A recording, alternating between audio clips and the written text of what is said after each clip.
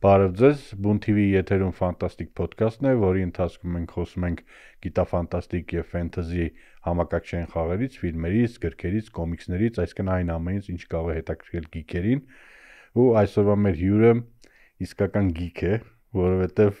Հայաստանում Quake խաղի, կիբերսպորտային խաղի հայկական չեմպիոնն է, չէ՞, ճիշտ եմ ասում։ Հա։ Զորայ Զաքարյանը, բարև։ Բարև Արման ջան։ Մերսի շատ իհարկե այս ինձ հրավիրելու համար ու նաև այս հետարքիր ոդքասթին մասնակցելու համար։ Շատ հետարքիր ու շատ լավ գործունեություն ես ծավալում։ Բոլորին խորհուրդ կտամ ուսումնասիրեն, նայեն վիդեոները։ Ու իրականում մենք երկար ժամանակ սպասում ենք, որ դու sense բան կանես, որովհետև քո Facebook-յան էջին հետևելուց, ասենք, ես միշտ ասել եմ, այդ ամենահետարքիր էջերից է։ Ամենահետարքիր ինձ համար որ հաստատ գիտություն ֆիլմեր նախորդ հյուրն էլ նույնը ասես ճիշտ ասած մի հոգի էլ որ ասի արդեն ես սպանում եմ այդ բոլորս գիտենք որ տենց է միանշանակ կիբերսպորտից արի խոսանք էլի դու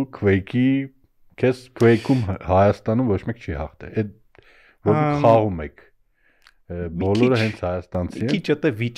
վիճելու թեմաներ կասես փուճուրիկ, որովհետև նախապատմությունը սկսում է սենց, երբ որ ես Quake խաղում էի, նո կոնկրետ խոսքը Quake 3 խաղի մասին է։ Կստացի ես իր տատուն ունեմ իմ թևի վրա, որտեղ ինքը տենց շատ մեծ կարևոր դեր է ունեցել իմ կյանքում։ Երբ որ ես Quake 3 խաղում էի, ես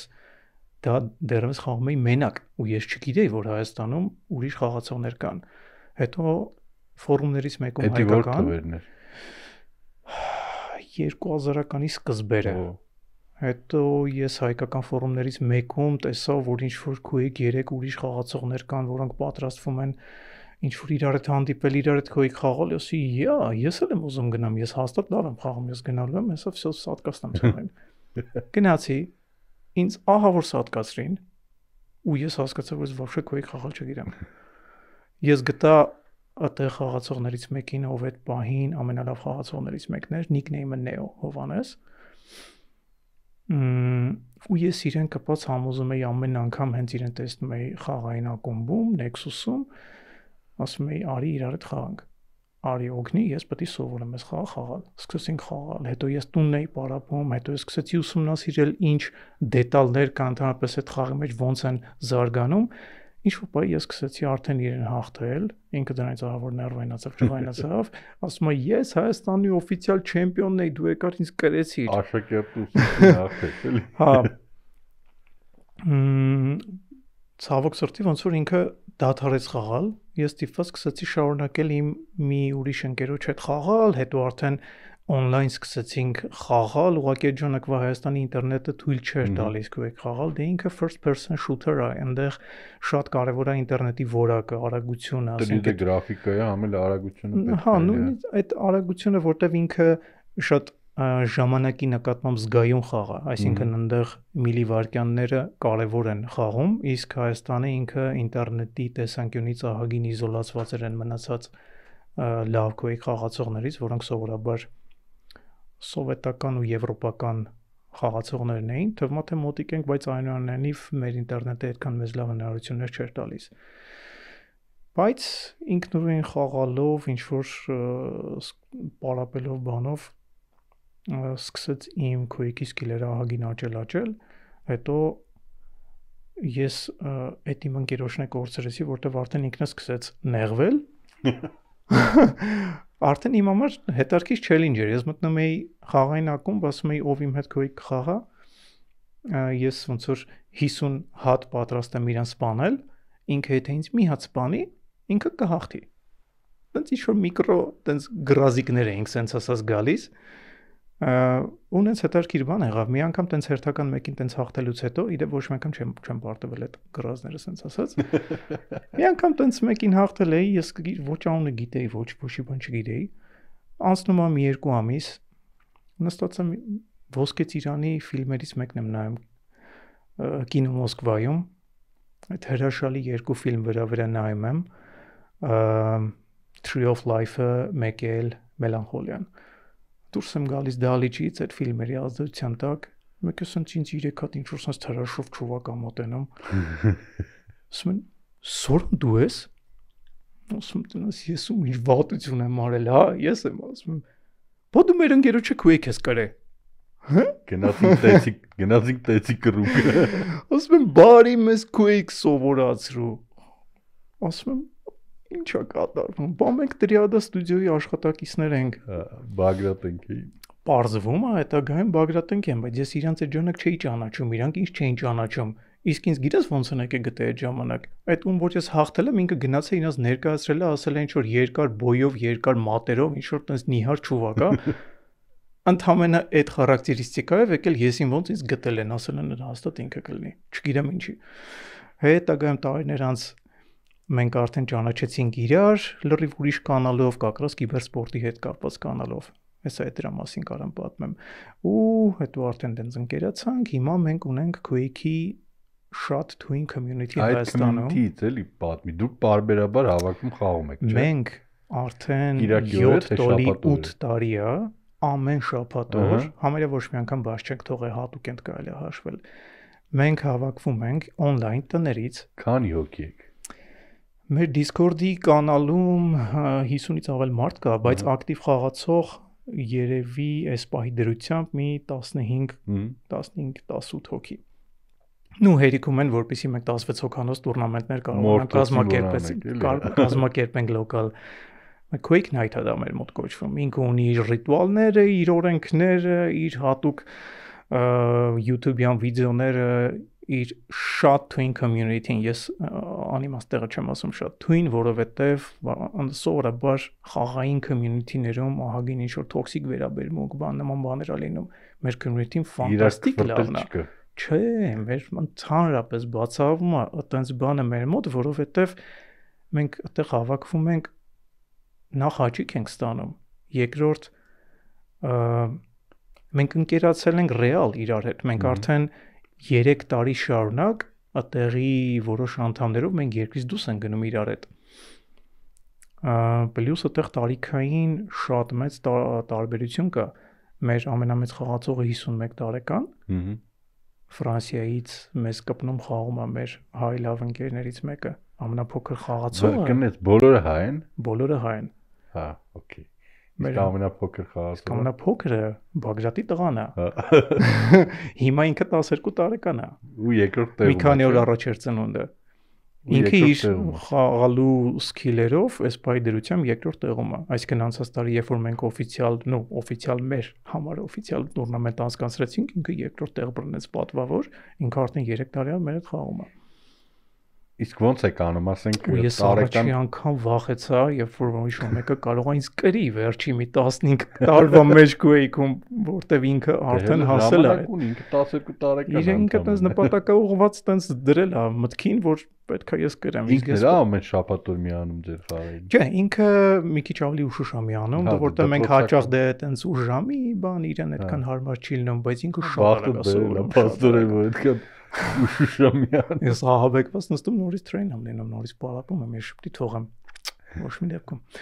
Իսկ ոնց է տարեկան ամփոփում եք անում, ասենք տարեկան այսքան 52 խաղ անցկացել եք, ամփոփում եք թե ոնց է։ Չէ, տուրնամենտի նկատի ունես երևի։ Մենք հենց ով նորմալ տուրնամենտ ենք արել double elimination, այսինքն բաժանվել գրուպերի, հետո իրար սպանել գրուպերում, հետո անցնել play-off-երում արդեն elimination, տակ winner bracket, lower bracket, հաղթողներ, վերջում տենց պրիզերով, բաներով։ Բացի դրանից մենք ամեն տարի այս վերջի մի 3 տարին մենք մայկաներ ենք տպում, տենց մասնակիցներին տալիս Quake-ի իրենց լոգոներով, իրենց անուններով, կուլոններ ունենք Quake-ի, ու տենց զբաղվում ենք այդ community-ին ավելի բարեկեցիկ ու ավելի լավն ենք սարքում։ Ինքը իսկական շատ լավ community է։ Ու շատ հետաքրքիր մարդիկ են հավաքված։ Հիմնականում խաղային ինդուստրիայից, գրաֆիկայի մասնագետներ, մուզիկանտ, գիքեր։ Հա ու մենք հասկացել ենք, որտեղ հարցը Quake-ը չի, որ մեզ կապում է իրականում։ Այդտեղ ավելի ինչ որ տենց ֆունդամենտալ կապող բան կա։ Այդտեղ այդ մեր տեսակն է, մեր ընդհանուր հոբիներն ու հետաքրքրությունները շատ նման են։ Եթե հիմա Quake-ը հանկարծ չլինի, մենք ուրիշ խաղի շուրջ ենք այս նույն community-ով հավաքվելու։ Quake-ը ինքը կիսամեռած խաղ է այս պահին աշխարհում, որտեղ շատ դժվար խաղ է, հիմիկվա ջահելության համար հարմար չի ինքը, բայց community-ն հոմ կա ու ինքը առողջ ու ծաղկում է դեռ։ Շատ լավ է։ Ջահելներ են միանում։ Իսկ ուրիշ խաղ չեք խաղում։ Այդ մեր մոտ օրենք կա Quake-ի օրերին ոչ մի ուրիշ խաղի անուն չի կարելի տալ։ Դա մեր մոտ շատ լուրջ սեկտա է։ Այդ նույն ձև ես մի անգամ Warhammer-ից էի հյուր կանչու, ինքն էլ նույնը ասում էր Warhammer-ի պահով, որ եթե Warhammer-ը խաղում, ուրեմն մենակ Warhammer-ը ու վсё։ Բնականաբար։ Շատ խիստ են մեր մոտ օրենքները, շատ։ Մի ժամանակ Հայաստանում կիբերսպորտային մրցաշարեր անցկացվում էին համակարգչային ակումբներ,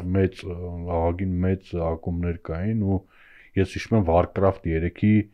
մրցաշար էր անցկացվում։ Ես Warcraft 3-ի շնորհիվ եմ մստեղի կիբերսպորտի community-ի հետ ծանոթացել։ Warcraft 3-ը դե ինքը մի հրաշալի խաղ։ Ուղղակի հրաշալի ֆենոմեն խաղային ինդուստրիայում։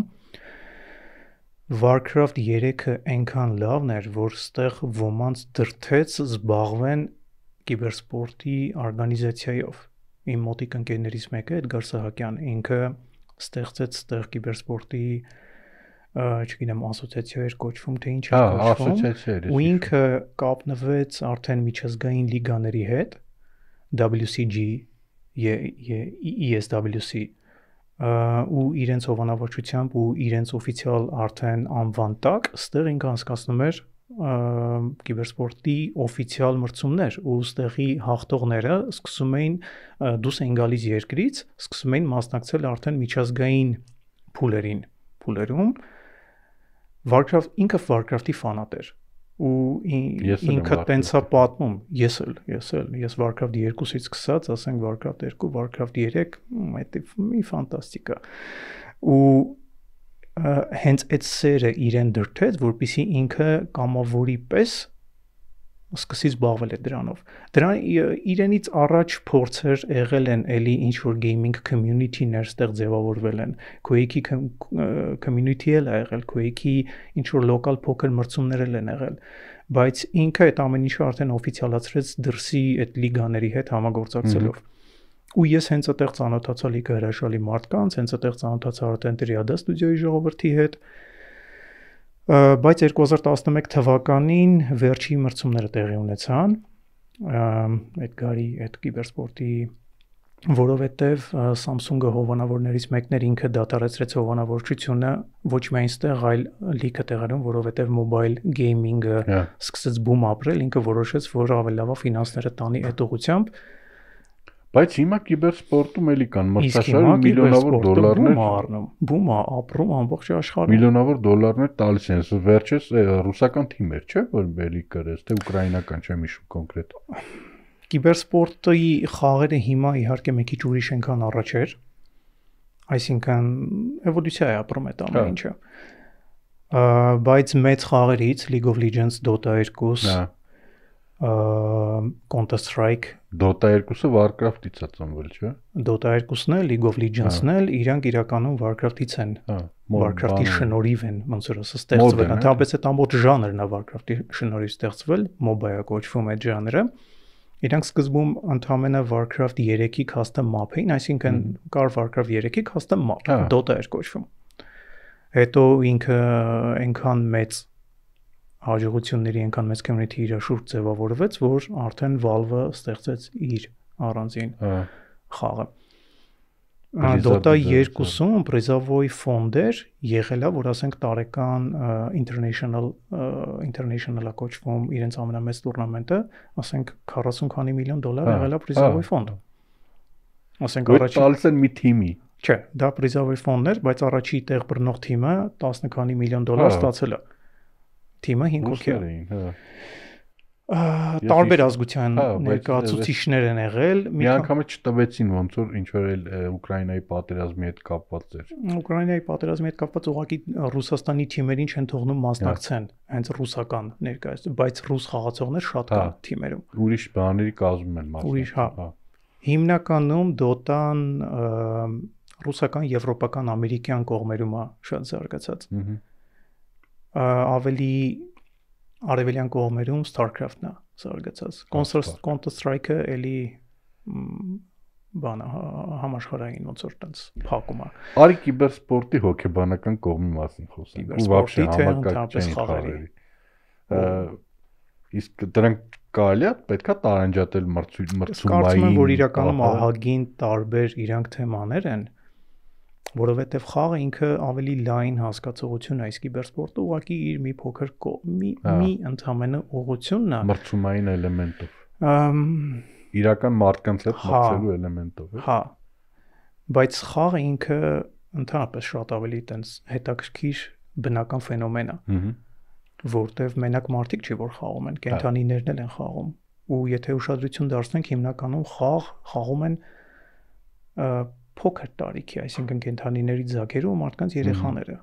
որտեվ ինքը այսինքն այդ խաղալու երևույթը ինքը ամենաառողջ միջավայրերից է, որտեղ տվյալ անհատը ձեռք է բերում իր կյանքի համար անհրաժեշտ լիքը սկիլեր, ասենց ասած։ Այսինքն ինչ-որ մի պահի այն տեսակը, ով կարողացել է խաղային այդ էքշնների շնորհիվ, խաղային գործողությունների շնորհիվ, երբ իր ուղեղը սկսել է արտադրել նաև դոֆամին ու սկսել է հաճույք պատճառել դրան, այդ տեսակը հետո դառել է կենսունակ, ինքը մնացել է, մնացածը վերացել, որովհետև այդ տեսակը ինքը դրա շնորհիվ, խաղալու շնորհիվ շատ ավելի մեծ արագությամբ է սկսել ձեռք բերել կենսական նշանակություն ունեցող կարևոր գիտելիքներ ու փորձ իր կյանքի համար, survival skill-եր ասենք։ Խաղը այդ իրավիճակի մոդելավորում է։ Հա։ Ու այդ մոդելավորման միջոցով այդ իրավիճակից դուրս գալու փորձեր անվտանգ պայմաններում են։ Շատ հարցերում է ինքը օգնում, այսինքն եթե մենք նեյրոսայենսի տեսանկյունից նայենք, ու գիտական տեսանկյունից նայենք, ինքը ուղեղի տարբեր հատվածների վրա ամեն հատվածի վրա առանձին դրական կողմ ունի։ Այսինքն օրինակի համար ոնց պլանավորել ու ոնց որոշումներ կայացնել մեր այդ prefrontal cortex-ի համար ինքը այդ սկիլերը զարգացնում է, որովհետև այդ անհատը ինքը այդ խաղային այդ էքշնների ժամանակ ինքը փորձում է պլանավորի հենց կակրաս էմոցիոնալ հատվածն է զարգանում, ինչքան էլ որ տարօրինակ է, զարգանում է էմոցիոնալ հատվածի ու այդ որոշումներ կայացնող հատվածի միջև կապերը, զարգանում է սենսորիկան, ավելի զգայուն է սկսում դառնալ, զարգանում է ֆիզիկական հատկությունները նաև, արագ կողմնորոշվել, արագ ժամանակի զգացողությունը զգալ, ամբողջ մի հատ տենց մեծ ոնց որ գործարան աշխատում մեր ուղեղում խաղալու ժամանակ, որը բոլոր ուղեղի տարբեր հատվածները զարգացնում է, հիշողությունն է սկսում զարգանալ, կարճատև հիշողություն, երկարատև հիշողություն, այդ հատվածը կոնկրետ ակտիվացած է այն ժամանակ, երբ որ մարդը կամ կենդանին խաղ են խաղում։ Խաղը նաև պատմություն է, չէ՞։ Պատմություն պատմելն էլ է սա պլանավորման ձև։ Ու շատ հետաքրքիր է, որ խաղերը իրանք շատ տարբեր տեսակի, տարբեր ժանրերի են ու ամեն մեկը մի առանձին կտոր է մեր մոտ փակում, ոնց որ մեր ուղեղի տարբեր հատվածների համար տարբեր խաղեր տարբեր ազդեցություն ունեն։ Իդեպ շատ նաև հետաքրքիր է, որ իրենք նաև social կողմն են զարգացնում, համ կենդանիների, համ մարդու, ըստ որոշ դասակարգումների մենք մեր հոգեբանական ամենաֆունդամենտալ 3 հիմնական կողմ ունենք, որը ուզում ենք փակած լինել։ Դրանցից մեկը այն կողմն է, երբ մենք ուզում ենք մեզ զգալ պետքական ու կարող։ Որ մենք կարող ենք ինչ-որ բան անենք, competence։ Խաղերը այս կողմը շատ լավ փակում են, որովհետև մեր ուղեղը սկսում է սիմուլացնել մեր կարողությունները, մենք կարողանում ենք զարգացնել մեր կարողությունները ու մենք կարողանում ենք հասկանալ, մենք կարողանում ենք predict անել, որ մենք նման իրավիճակներում կամ նմանատիպ իրավիճակներում, որոնք կարող է իրական կյանքի հետ առանձնապես ուղիղ մեկը մեկին չարտացոլեն իրական կյանքը, բայց այդ pattern-ները իրանք շատ նման են, այն ինչ իրականում մեր մոտ տեղի ունենում ու մեր ուղեղում զարգանում է այդ competence-ի պահը։ Մյուս կտորը ֆունդամենտալ դա այն է, երբ մենք պետք է զգանք, որ մենք մեր գործողությունները մեր կոնտրոլի տակ են։ Ու խաղերը այս կողմն են շատ լավ զարգացնում։ Իսկ մյուս կողմը դա այնա, որ մենք ուզում ենք զգանք, որ մենք կապակցված ենք ուրիշների հետ։ Ու այս կողմն են խաղերը ահագին օգնում զարգանալ, իհարկե բնականաբար կան այլ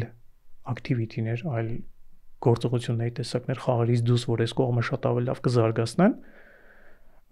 բայց խաղերը հետաքրքիր է, որ հատկապես ժամանակակից social խաղերը իրանք այս կողմի վրա ահագին մեծ շեշտ ունեն դրած։ Ասենք ի տարբերություն նույն կինոյի խաղը նաև ակտիվ մասնակցություն է պահանջում կինոն ուղղակի դու пассив ընկալում ես ինչ որ բան կամ գիրք կարդալ։ Այդ լավ համեմատություն ես անում։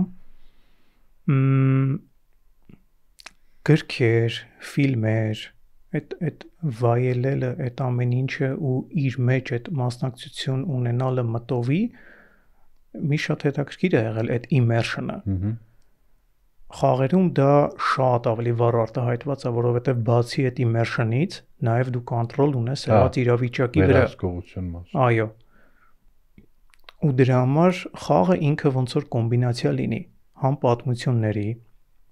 համ այդ ամբողջ այդ universe-ի,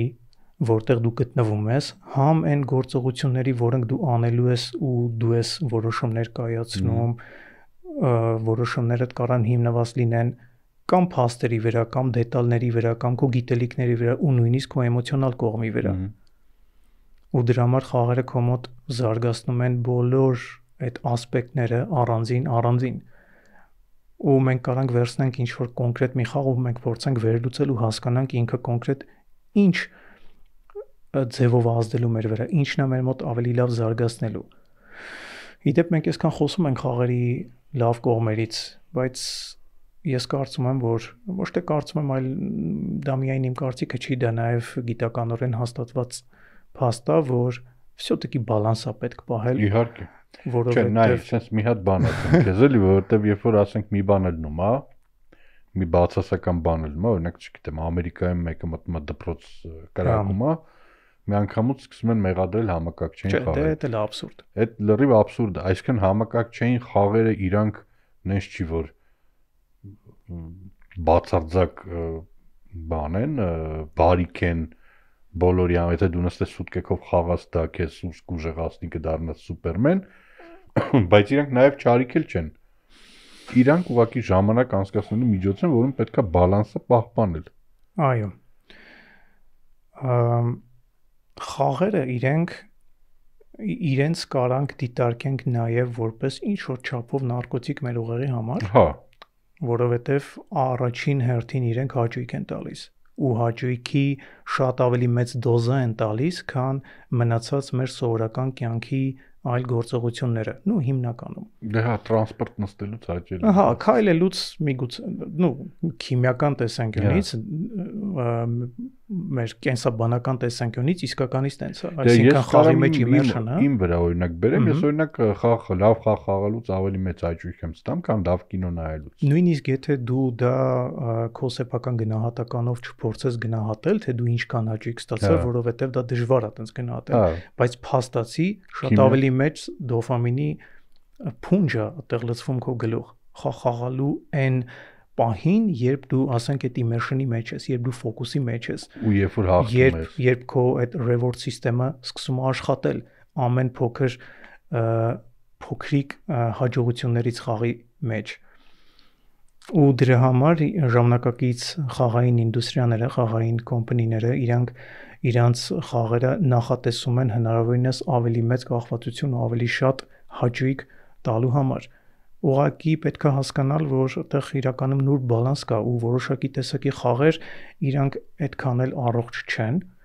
եթե իրանց վրա ծախսած ժամանակը սկսում է մի քիչ շատ լինել։ Պլյուս պետք է մի քիչ զգույշ լինել երևի փոքր տարիքի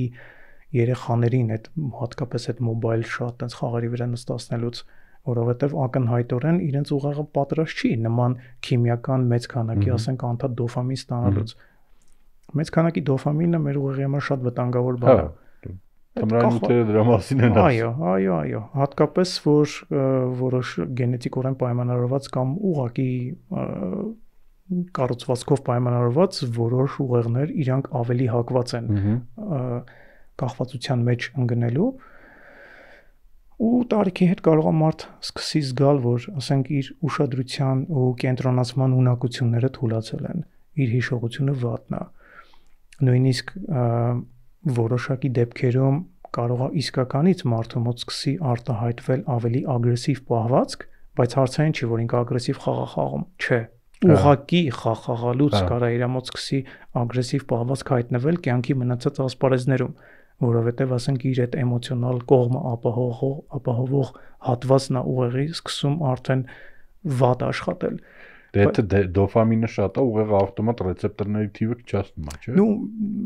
հա, իհարկե այստեղ հարցը մենակ դոֆամինը չի, այնտեղ համարյա բոլոր նեյրոտրանսմիտերները ու հորմոնները աշխատում են խաղալու ընթացքում, նայած ինչ տեսակի խաղած, նայած խաղի մեջ ինչ է կատարվում, միշտ պետք է փորձել աշխատել բալանսը պահել։ Դե հա, օրինակ ասենք, չգիտեմ, օրական ամեն օր օրական, չգիտեմ, 10 ժամ համակարգչի դեմ նստած խաղալը, դա մի քիչ արդեն նորմալ չի, մի քիչ չէ նորմալ չի։ Սենց ասեմ,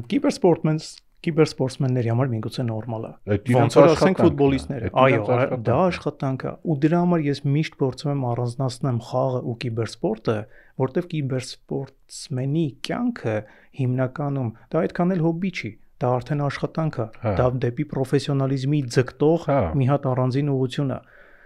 Ու իրանք էլ գիտեն, որ այդտեղ կա նաև վտանգներ, որտեղ իրանք էլ գիտեն, որ պետք է այդտեղ ֆիզիկապես էլ պատրաստված լինեն, հոգեբանորեն էլ պատրաստված լինեն, ու եթե չեն ձգում իրենք ինչ այդ հատկանիշերով, իրանք ուղղակի դուրս են մնալու մրցաշրջանից։ Օրինակ սովորական սպորտում էլ եթե դու պրոֆեսիոնալ մարդ չես, բայց դնես յուծող պարապմունքներով զբաղվես ամեն օր ժամերով, դա ավելի շատ վատ է, քան լավ է։ Հա։ Իսկ եթե դու կիբերսպորտսմեն չես, բայց քո ասացի պես ժամերով, օրերով նստում ես խաղերի դիմաց, դա նշան է, որ ինչ որ մի բան անառողջ է այդ մարդու մոտ։ Հա։